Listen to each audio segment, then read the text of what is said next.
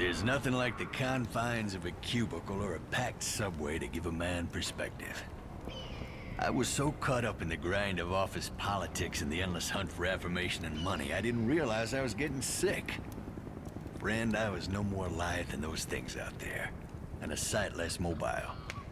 The disease that grew inside me was as black as theirs. Freedom lies in being bold, said Robert Frost. So, I boldly quit my job and traded my rent-controlled apartment on Christopher Street for a vintage Harley and an old poncho. Found my salvation in the open road, and I haven't looked back since. Traveling the open country, you learn to be prepared for whatever the land throws your way. Faced with the elements, you gain a new appreciation and respect for nature. You come to accept how small and insignificant you truly are. Nature is neither good or evil, it just is. But there's nothing natural about the storm that rolled in on Solomon Island, or the fog that followed. It was evil in that fog, whispering to everyone in its path. The townsfolk followed the fog back into the sea, as if possessed.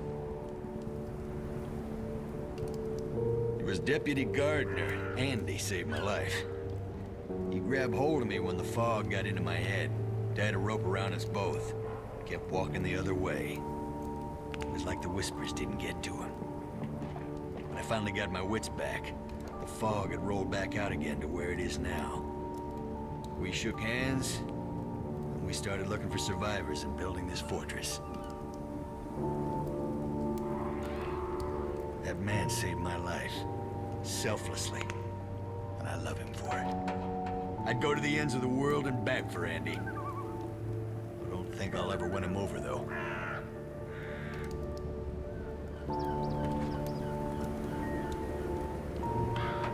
Living on the razor's edge of society, your eyes open up to the possibility that there's something more to this world. Something most people are too blind or too preoccupied to notice, even if it's right under their noses, and has been all along.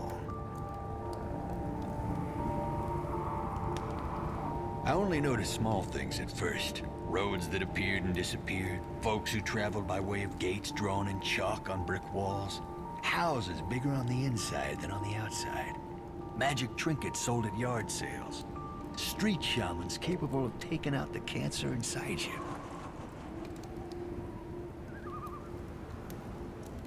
But it wasn't until I found myself face to face with werewolves in New Orleans that I realized there's a secret war going on. After that, I couldn't escape it. I saw signs and sigils everywhere. I met recruiters for the Templars, Illuminati, and the Dragon. They all seemed to think I'd make a useful operative. I tell them I take no sides, and that I'd be little use to them. But the United Against Darkness thing I can get behind. We're all in this together, and we've all got work to do. Andy and Helen, Deputy Gardener, Sheriff Bannerman, they're the reason I stayed behind when I could have just gone. I know the secret roads. I know how to ride out of here, through places the fog can't touch.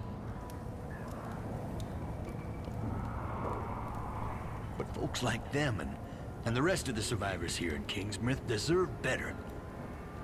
I'm not putting you on the spot here, friend. I know you got other places to be, other wars to fight. Which is why it's doubly important I stay behind. There's an honesty and an innocence to these people, and they genuinely know and care about one another. Of course, I can't claim total selflessness. My heart's gone soft for Andy.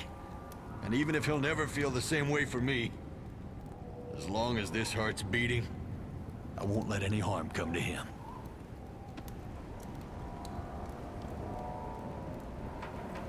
I've spent the better part of 2 decades on the road, my friend, and I've learned that there's not a loose bolt these hands can't tighten, not a broken transmission they cannot fix. You give me a handful of nails and some wood, and I'll build you a house. When the undead came marching up Main Street just a day or two after the fog pulled back, we did our best to prepare for the worst. Andy and me, with the help of the rest of the good folk here, built ourselves something better than a house. We built a castle. It won't hold forever, but as long as we're breathing, as long as we believe in salvation, with or without help from the likes of you, we will walk tall and stand firm.